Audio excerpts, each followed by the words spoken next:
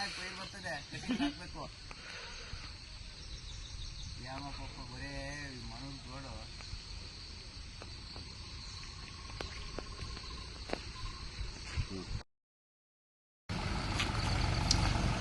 ತೋರಿಸ್ತಾರ.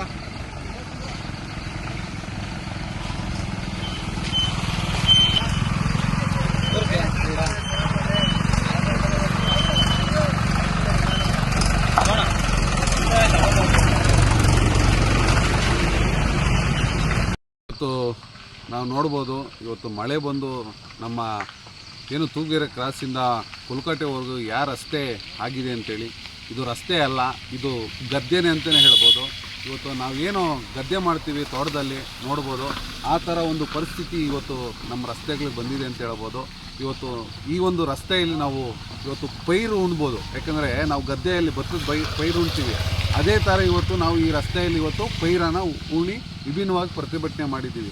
ಯಾಕಂದರೆ ಇದು ಉದ್ದೇಶ ಯಾರ ಮೇಲೂ ಬ್ಲೇಮ್ ಮಾಡಬೇಕು ಅಂತಲ್ಲ.